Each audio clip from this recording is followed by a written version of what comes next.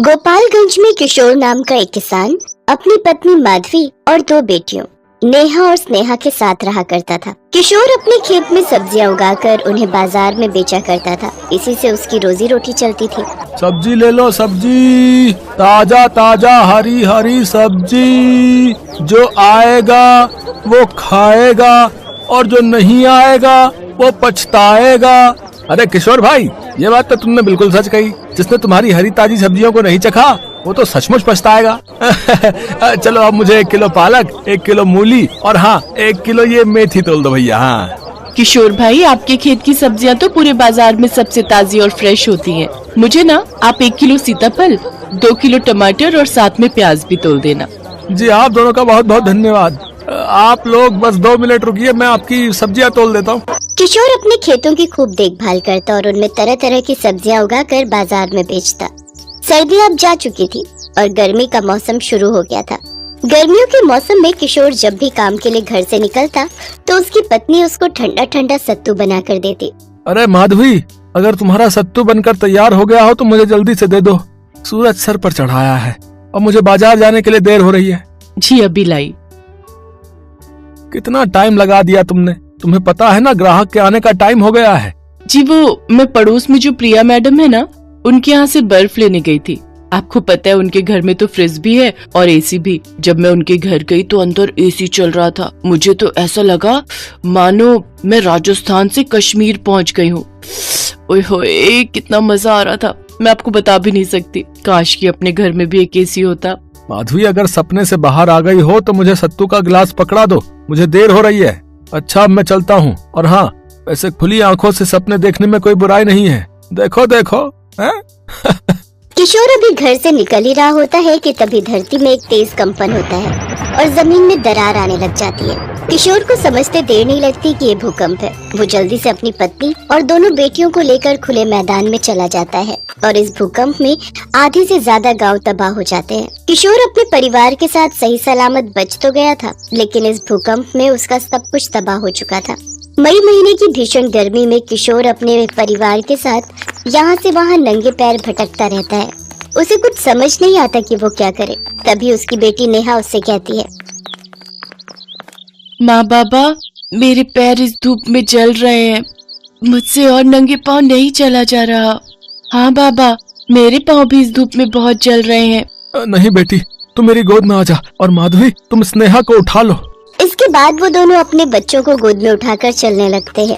काफी देर तक धूप में चलने के कारण उनके पैरों में मानो अंगारे के चटके लगने लगते हैं और पाँव में छाले तक पड़ जाते हैं, लेकिन फिर भी आंखों में आंसू की धारा लिए वो दोनों चलते जा रहे थे। कुछ देर बाद वो एक नदी किनारे रुककर पानी पीते हैं और फिर एक बड़े से पेड़ के नीचे झोपड़ी बनाकर उसमें रहने लगते हैं। एक ही झटके में हमारी सारी दुनिया ही उजड़ गई। इतने सालों की मेहनत सब बेकार हो गई। अब हम और हमारे बच्चे कैसे जिएंगे? अगर आप ही हिम्मत हार जाएंगे तो फिर हम सबको कौन संभालेगा? हम अपनी नई जिंदगी की शुरुआत करेंगे। अपने बच्चों की खातिर हम खूब मेहनत करेंगे। उन्हें किसी भी चीज की कमी नहीं होने देंगे। इसके बाद किशोर और माधवी दोनों ही एक अमीर आदमी के यहाँ काम ढूंढ लेते हैं और उसके यहाँ नौकरों का काम करने लगते हैं। उस अमीर आदमी का नाम सेठ राजपाल होता है और वो अपनी पत्नी नयनतारा और बेटे रोहन के साथ रहता था। उनका एक बड़ा सा बंगला था जिसमें जरूरत की हर एक चीज मौजूद थी। घर में 8 कमरे थे और सभी में एसी लगा हुआ था। यहाँ तक उनकी रसोई में भी एसी लगा हुआ था। किशोर उनके घर में साफ सफाई का काम किया करता था, जबकि माधवी उनके लिए खाना बनाया करती थी। एक रोज नेहा और स्नेहा भी अपने माता पिता के साथ सेठ जी के बंगले पर आती हैं। तभी वो दोनों रोहन के कमरे के बाहर खड़े होकर चुपके से देखती हैं। रोहन, ये लो बेटा, ये रही आपकी आइसक्रीम, कोल्ड ड्रिंक और ये पिज्जा। अब आप आराम से बैठकर टीवी देखो। और ये लो, अब मैंने एसी भी ऑन कर दिया। और हाँ, इन सब के बाद आपको स्टडी भी करनी है। Okay, do you understand? Okay mom, मैं सब समझ गया। आप बार बार मुझे एक ही बात मत बोला करो। मैं कोई दूध पीता बच्चा नहीं हूँ। ओके बाबा। अच्छा, अब एसी ऑन है। अब ज्यादा ठंड लगे तो इसे बंद कर देना। Okay okay mom. इसके बाद नयनतारा वहाँ से चली जाती है। उस कमरे से ठंडी ठंडी हवा बाहर भी आ रही थी, जिसका आनंद नेहा और स्नेहा ले रहे थे। वाह यार स्नेहा, कि रोहन तो कितना भाग्यशाली है। इसके कमरे में तो एसी लगा हुआ है। हाँ नेहा, काश हम भी एसी में रह पाते। तभी रोहन की नजर उन दोनों पर जाती है और वो चिल्लाते हुए कहता है, तुम गरीब फटीचर लोग यहाँ मेरे कमरे के बाहर खड़े होकर मुफ्त में एसी की हवा खा रहे हो। चलो निकल जाओ यहाँ से। रोहन उन दोनों को धक्का मारकर गिरा देता है। तभी वहाँ नयनतारा, राजपाल, किशोर और माधवी भी आ जाते हैं। नेहा, स्नेहा बेटी, तुम दोनों ठीक तो हो ना? तुम दोनों को कोई चोट तो नहीं आई ना? नहीं माँ, हम लोग ठीक है। तुम दोनों सच कह रही हो ना? हाँ पापा, हम सच कह रहे हैं, हमें कोई चोट नहीं आई। डैड, आपको पता है ये दोनों फटीचर गरीब कहीं की मेरे रूम के बाहर खड़े होकर मुफ्त में एसी की हवा खा रही थी। ये बात सुनकर राजपाल और नयनतारा गुस्सा हो जाते हैं और किशोर और माधवी को खूब खरी खोटी सुनाते हैं। अरे तुम दोनों ने अपने बच्चों को अक्ल सिखाई है कि नहीं?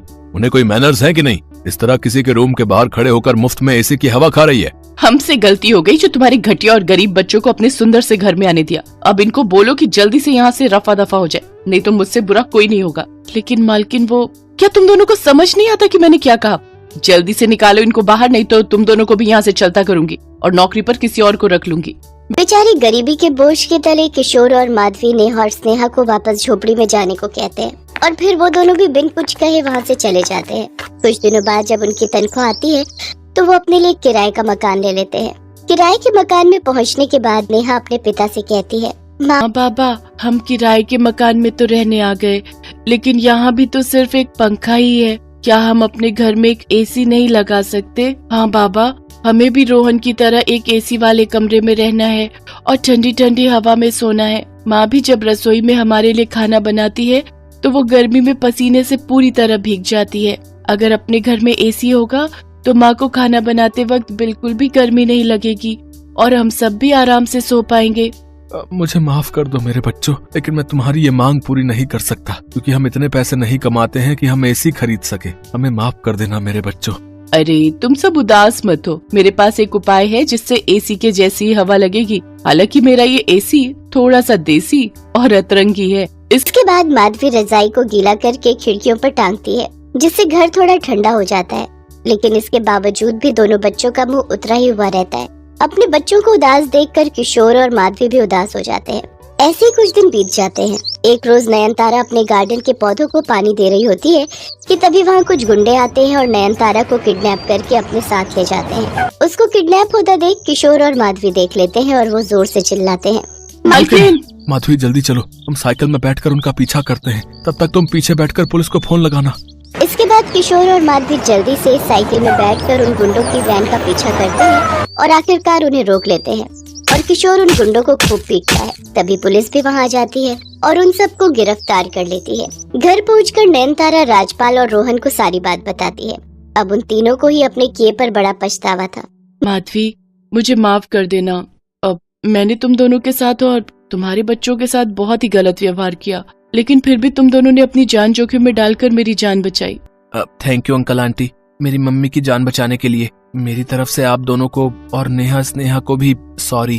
अब किशोर, ये कुछ पैसे रखो, इन पैसों को तुम हमारी तरफ से इनाम समझ कर रख लो और प्लीज मना मत करना।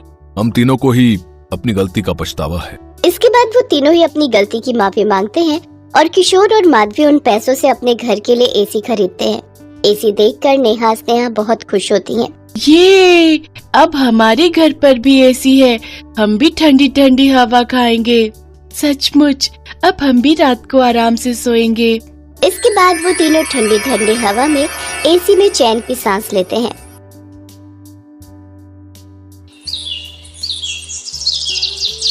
भीखू और उसकी पत्नी ममता का एक छोटा बेटा था। भीखू और ममता सड़कों पर सामान बेचकर गुजारा करते थे और वहीं फुटपाथ पर एक छोटी सी झुग्गी में रहकर गुजारा कर रहे थे। ममता दोबारा गर्भवती थी, इसलिए वो झुग्गी के आसपास ही रुकने वाले वाहन के लोगों को सामान बेचती थी। एक दिन ममता पुल वाली लाल बत्ती काफी देर तक रहती है, इस वजह से वहाँ भीड़ भी काफी रहती है। मैं सोच रहा हूँ आज थोड़ी देर वहीं सामान बेचकर आ जाता हूँ। इतनी भीड़ में ध्यान से जाना, लाल बत्ती खत्म होते ही गाड़ियाँ रफ्तार से दौड़ती हैं। भीखू पुल के नीचे सामान बेचने चला जाता है। ले लीजिए भैया, ये खिलौना आपके बच्चे के लिए। ये गुब्बारा ले लो भैया। हाँ हेलो, ये गुड़िया कितने की दी? 20 रुपए की है साहब। 20 रुपए? 10 रुपए की लगा ले, दे रहा है तो। इतनी देर में लाल बत्ती का सिग्नल खत्म हो जाता है। ले लो साहब, आप 10 रुपए ही दे दो। भिखू 10 रुपए लेकर जैसे ही गाड़ी वाले को गुड़िया पकड़ाकर पलटता है, एक गाड़ी उसे धक्का मार देती है। जैसे ही भिखू नीचे गिरता है, एक और गाड़ी उसे कुचल देती है। भिखू वहीं मर जाता है। भिखू के साथ एक और व्यक्ति जो सामान बेचता था, वो ये दुर्घटना देख लेता है और ममता को बताता है। नहीं, ये नहीं हो सकता। मैं किसके सहारे जीऊंगी? आप मुझे क्यों छोड़ गए सूरज के बापू? बापू आप कहाँ चले गए? बोलो बापू। ममता सूरज के हाथ से भिखू का अंतिम संस्कार करती है। भिखू के देहांत के बाद ममता बिल्कुल अकेली हो गई थी। एक दिन ममता बेटे सूरज और गोद की बच्ची को लेकर दिन भर सड़कों पर गुब्बारे बेचती थी। एक दिन सूरज, तू यहीं सोनी के पास रहना। आज धूप और गर्मी ज्यादा है, इसलिए तुम दोनों यहीं रहना। मैं कुछ गुब्बारे और पेन बेचकर सोनी के लिए दूध और तुम्हारे लिए रोटी ले आऊंगी। ममता गुब्बारे और पेन बेचने चली जाती है। साहब पेन ले लो, 10 रुपए में 5 पेन है। ले लो ना साहब। ले लो बीबी जी, ये गुब्बारा ले लो। आप खरीद लोगी तो मैं बच्चों के लिए कुछ खाने को ले जाऊंगी। ममता बड़ी मुश्किल से कुछ गुब्बारे बेच पाती है और थोड़ा दूध और रोटी बच्चों के लिए खरीद कर लाती है। तभी एक महिला ममता के पास आती है। ममता, कल हमें ये झुग्गियां खाली करनी पड़ेंगी। यहाँ से अब तू भी कहीं और रहने की जगह ढूंढ ले। मैंने तो एक बस्ती में 100 रुपए किराए पर एक झुग्गी ले ली है। बस तुझे ही खबर देने आई थी। हे भगवान, अब अपने दोनों बच्चों को लेकर कहाँ जाऊंगी? अपने बच्चों के रहने के लिए मुझ गरीब का घर कहाँ से लाऊंगी? ममता अपने बच्चों को लेकर एक दुकान के बाहर बैठ जाती है।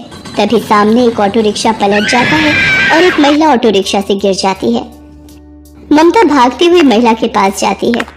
ओ भैया, कैसे ऑटो रिक्शा चला रहा था? देखकर नहीं चला जाता? जल्दी इन्हें हॉस्पिटल लेकर चलो। ममता उस महिला को संभाले बच्चों के साथ हॉस्पिटल पहुंचती है।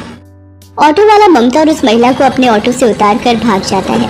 सूरज, जा जल्दी से उन भैया को बुला कर ला, वो माँ जी को अंदर ले जाएंगे। डॉक्टर उस महिला को देखता है। देखिए, इनकी रीढ़ की हड्डी टूट गई है, तो अब इनको कंप्लीट बेड रेस्ट की आवश्यकता है। इनके घर से जो भी सदस्य हैं उन्हें आप बुला लीजिए। डॉक्टर, मैं नहीं जानती ये कौन है। इनका एक्सीडेंट हुआ तो मैं इन्हें यहाँ ले आई। डॉक्टर, इन्हें कब तक होश आ जाएगा? तभी ये अपने बारे में बता पाएंगी। 1 से 2 घंटे में इन्हें होश आ जाएगा। लगभग 2 घंटे बाद उस महिला को होश आता है और वो अपने बारे में बताती है। मेरा नाम राज रानी है। पता नहीं उस ऑटो रिक्शा वाले ने कैसे चलाया कि अचानक से ठोकर लगी और ऑटो पलट गया। उसके बाद मुझे धुंधला सा याद है कि तुमने मुझे उठाया था और ऑटो में बिठाया। तुम्हारा बहुत बहुत शुक्रिया बेटी, जो तुम मुझे यहाँ ले आई। माँ जी, आपकी रीढ़ की हड्डी में फ्रैक्चर हुआ है, इसीलिए आपको घर ले जाने के लिए एम्बुलेंस की व्यवस्था करनी होगी। बेटी, मेरे पति अपने बिजनेस के काम से दूसरे शहर गए हुए हैं। मेरी एक सहायता करो, एम्बुलेंस में मेरे घर तक पहुंचने में मेरी मदद कर दो। डॉक्टर, मैं बिल अकाउंट से भर दूंगी, आप एक एम्बुलेंस की व्यवस्था करा दीजिए। माँ जी, आप बिल्कुल भी चिंता मत करिए, मैं आपके साथ ही चलूंगी। ममता राज रानी को एम्बुलेंस में घर तक लेकर आती है। राज रानी को उस वक्त एक सहारे की बहुत जरूरत थी, जो ममता के रूप में उन्हें मिला था। घर पहुंचकर राज रानी अपने पति महेंद्र नाथ को फोन पर सारी बात बताती है। ममता, मैंने अपने पति को फोन कर दिया है, वो कल सुबह ही वापस आ रहे हैं। क्या तुम कल सुबह तक मेरे पास रह सकती हो? ममता राज रानी की बातों को सुनकर रोने लगती है। क्या हुआ ममता, तुम अचानक रोने क्यों लगी? कोई जबरदस्ती नहीं है बेटी, तुम अगर नहीं रुकना चाहती तो कोई बात नहीं। और फिर तुमने इतना कुछ किया है मेरे लिए, वो बहुत बड़ी बात है।